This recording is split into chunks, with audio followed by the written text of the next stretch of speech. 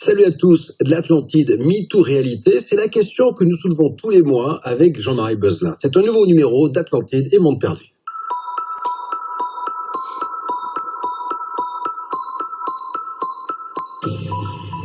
Salut Jean-Marie.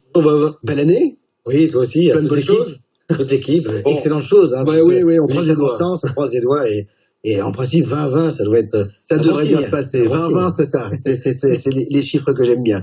On va évoquer une nouvelle fois l'Atlantide et ce monde perdu qui fascine tant Jean-Marie.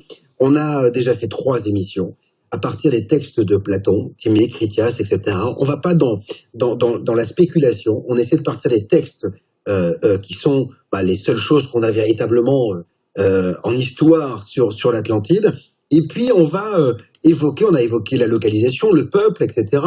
Et puis on va évoquer cette fois-ci l'ésotérisme. Parce que il y a un volet ésotérique avec l'Atlantide quand même. C'est la question qu'on peut se poser. Ouais. Effectivement, Bob, dans les 3 premières émissions, on a vu, et tu l'as rappelé très justement, les textes de Platon, Timée et Critias. Et dans ces textes, on a vu dans la première émission les caractéristiques.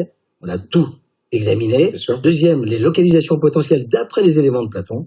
Toujours. Et le 3e élément, on s'est posé la question, double question, qui sont les Atlantes d'après les textes de Platon et non pas par rapport à des fantasmes ou à des redits ou des inventions, des spéculations de toute nature.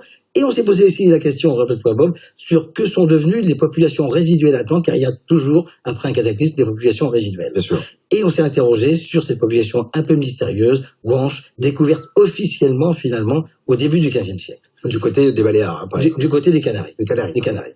Et aujourd'hui, on va se poser une autre question. Est-ce que derrière ce récit, l'Atlantide, que seul Platon nous révèle, est-ce qu'il y a une autre version? Est-ce qu'il y a une version secrète, cachée? Quand les secrètes cachées, ça veut dire qu'elle aurait été montée de toutes pièces ou est-ce que... On peut penser, si tu veux, que à une certaine époque, on y reviendra tout à l'heure, les textes n'étaient pas aussi simples que ça. Il y avait le texte, en quelque sorte, qui était destiné au plus grand nombre. C'est ce qu'on appelle un texte exotérique, avec un X, du grec exotérikos. Donc, extérieur, exactement. et ésotérique intérieur. Et ésotérikos, ésotérique, qui est destiné aux seuls initiés. Donc avec une double lecture. Quoi. Double lecture, absolument, et aux seuls initiés des sociétés modernes secrètes, ceux qui sont initiés, les sociétés initiatiques, et anciennement, dans l'Antiquité, dans ce qu'on appelle des écoles philosophiques. D'accord. Je tiens cependant à préciser la chose suivante. C'est que la lecture qu'on va faire aujourd'hui, en aucun cas, elle a pour valeur de vérité. Depuis le début, on est en train de, effectivement, d'après les textes de Platon, d'essayer de comprendre tous les aspects de l'Atlantide, mais on ne détient pas une vérité. Ça, c'est le premier point. Je le rappelle souvent à la antenne, à juste titre. Deuxième élément, je crois que c'est aussi important, c'est que, curieusement, contrairement à ceux qui récusent l'histoire de l'Atlantide en disant c'est de la science-fiction, Pierre Vidal-Naquet, René Troy et d'autres, ou d'autres qui disent c'est une simple parabole, nous disons que cette version potentielle ésotérique, cette lecture ésotérique de l'Atlantide, des 2 textes de Platon, n'est aucunement incompatible avec le récit que nous fait Platon sur l'existence potentielle de l'Atlantide. C'est le premier point.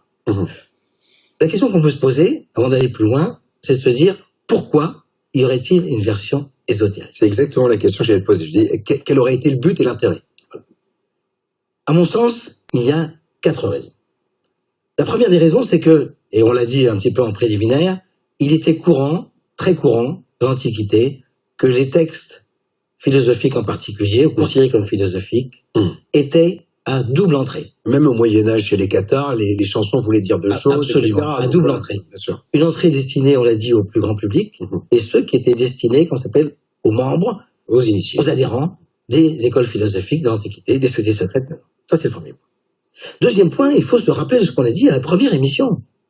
Platon, à la mort de son maître, qui était disciple, Socrate est mort à peu près en 499-500, qu'on s'appelle avant notre ère, il part sur les rives de la Méditerranée. Il fait un voyage. Il y a quelque sorte d'initiatique, quelque part. Il se promène sur toutes les rives, il finit par atterrir, il lui arrive une main de péripéties, on va pas raconter l'histoire de Platon ici, mais, au terme de ces péripéties, il arrive en Calabre, en Italie du Sud. On appelle la Grande Grèce à l'époque. Il arrive dans la région de Crotone. Il faut savoir qu'à Crotone, c'est le berceau du pythagorisme. D'accord.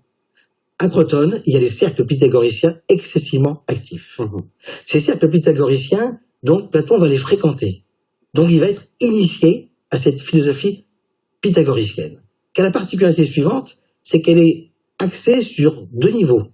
Un niveau de non-initiés, ou pas encore initiés, qu'on appelle les acousmaticiens. Le mot acoustique, qui nous fait penser, acousmaticiens, et les mathématiciens. Attention, pas les mathématiciens au sens moderne du terme. Les mathématiciens de Pythagore, c'est quoi? C'est la philosophie, c'est la poésie, c'est l'arithmétique, c'est la géométrie, c'est également l'astronomie, c'est l'ensemble des sciences que l'homme inventerait. Jamais une seule science. Dans ces cercles pythagoriciens, il va être initié à ce que Pythagore appelle le nombre. Pythagore le dit, tout est nombre. Tout est régi par le nombre. Et on se rappelle en particulier cette